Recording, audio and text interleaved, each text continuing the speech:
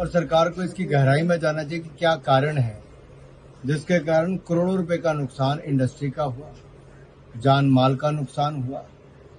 और ये तो बचाव इसलिए है कि थोड़ा दिन के समय लोगों को पानी दिखा, रात के समय होता तो ना जाने कितने और की मौत हो जाती, कितना बड़ा और नुकसान हो जाता। लेकिन अभी भी करोड़ों रुपए का नुकसान केवल एक क्षेत्र में हुआ है। लेकिन अगर आप साथ लगता क्षेत्र को देखेंगे, जो बिल्कुल साथ लगती खड्ड है, अब उसमें जिस तरह से माइनिंग की परिस्थितियां हैं, कहीं ना कहीं उस और इशारा करता है कि इसके कारण इंडस्ट्री का बड़ा नुकसान हो रहा है, जो माइनिंग के कारण। क्या सरकार और सरकारी तंत्र सोया हुआ है? अगर 3 दिन पहले से कहा जा रहा था कि इन 2 दिनों में नदी नालों में बहुत दिक्कत हो सकती है, तो माइनिंग डिपार्टमेंट कहा था, इंडस्ट्री डिपार्टमेंट कहा था, स्थानीय प्रशासन कहा था, और क्या इसको रोका जा सकता था? ऐसी कौन सी मजबूरी है कि खनन माफिया को सरकार का संरक्षण देना जरूरी है? ऐसी कौन सी मजबूरी है कि इंडस्ट्री डिपार्टमेंट को केवल एसी दफ्तरों तक सीमित होना है, उससे बाहर नहीं निकलना है? ऐसी कौन सी मजबूरी है कि स्थानीय प्रशासन अगर इंडस्ट्री को बढ़ावा तो नहीं दे पाया, लेकिन जो है उसको बचाने का काम तो करे? आखिरकार जिन्होंने अपने करोड़ों रुपए के निवेश इस राज्य में किए हैं, स्थानीय लोगों को रोजगार दिए हैं, उन इंडस्ट्री वालों का क्या कसूर है हिमाचल प्रदेश में आने का? ये श्रद्धेय अटल बिहारी वाजपेयी जी की देन है और प्रेम कुमार धूमल जी की, जिन्होंने औद्योगिक पैकेज यहां पर लेकर आए, इंडस्ट्री यहां पर लगी। अब हमारा सबका प्रयास होना चाहिए कि इंडस्ट्री फले फूले, ना कि बंद हो। ये चैनलाइजेशन करने के लिए सैकड़ों करोड़ रुपए हमने केंद्र सरकार से दिलाए। एक और चैनलाइजेशन के लिए हम सैकड़ों करोड़ खर्च करवाते हैं, दूसरी ओर सैकड़ों करोड़ रुपए का माफिया खनन में लग जाता है। आखिरकार कब जागेगी सरकार?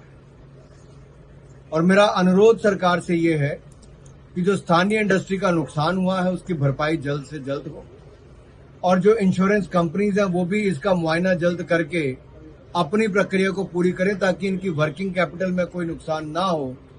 अगर इंडस्ट्री के पास काम करने के लिए पैसा ही नहीं बचेगा तो रिवाइव कहां से होगी? इसलिए मेरा अनुरोध सभी कंसर्न्ड अथॉरिटी से है कि वो जल्द से जल्द अपने कदम उठाएं और इंडस्ट्री को वापस अपने पांव पर खड़ा होने की मदद करें। देखिए, कारण ढूंढने का काम सरकारी तंत्र का होना चाहिए और सरकार को इसकी गहराई में जानना चाहिए कि क्या कारण है जिसके कारण करोड़ों रुपए का नुकसान इंडस्ट्री का हुआ, जान माल का नुकसान हुआ। और ये तो बचाव इसलिए है कि थोड़ा दिन के समय लोगों को पानी दिखा, रात के समय होता तो ना जाने कितने और की मौत हो जाती, कितना बड़ा और नुकसान हो जाता। लेकिन अभी भी करोड़ों रुपए का नुकसान केवल एक क्षेत्र में हुआ है। लेकिन अगर आप साथ लगता क्षेत्र को देखेंगे, जो बिल्कुल साथ लगती खड्ड है, अब उसमें जिस तरह से माइनिंग की परिस्थितियां हैं, कहीं ना कहीं उस और इशारा करता है कि इसके कारण इंडस्ट्री का बड़ा नुकसान हो रहा है, जो माइनिंग के कारण। क्या सरकार और सरकारी तंत्र सोया हुआ है? अगर 3 दिन पहले से कहा जा रहा था कि इन 2 दिनों में नदी नालों में बहुत दिक्कत हो सकती है, तो माइनिंग डिपार्टमेंट कहा था, इंडस्ट्री डिपार्टमेंट कहा था, स्थानीय प्रशासन कहा था, और क्या इसको रोका जा सकता था? ऐसी कौन सी मजबूरी है कि खनन माफिया को सरकार का संरक्षण देना जरूरी है? ऐसी कौन सी मजबूरी है कि इंडस्ट्री डिपार्टमेंट को केवल एसी दफ्तरों तक सीमित होना है, उससे बाहर नहीं निकलना है? ऐसी कौन सी मजबूरी है कि स्थानीय प्रशासन अगर इंडस्ट्री को बढ़ावा तो नहीं दे पाया, लेकिन जो है उसको बचाने का काम तो करे? आखिरकार जिन्होंने अपने करोड़ों रुपए के निवेश इस राज्य में किए हैं, स्थानीय लोगों को रोजगार दिए हैं, उन इंडस्ट्री वालों का क्या कसूर है हिमाचल प्रदेश में आने का? ये श्रद्धेय अटल बिहारी वाजपेयी जी की देन है और प्रेम कुमार धूमल जी की, जिन्होंने औद्योगिक पैकेज यहां पर लेकर आए, इंडस्ट्री यहां पर लगी। अब हमारा सबका प्रयास होना चाहिए कि इंडस्ट्री फले फूले, ना कि बंद हो। ये चैनलाइजेशन करने के लिए सैकड़ों करोड़ रुपए हमने केंद्र सरकार से दिलाए।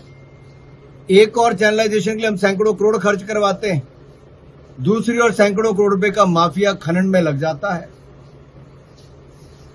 आखिरकार कब जागेगी सरकार?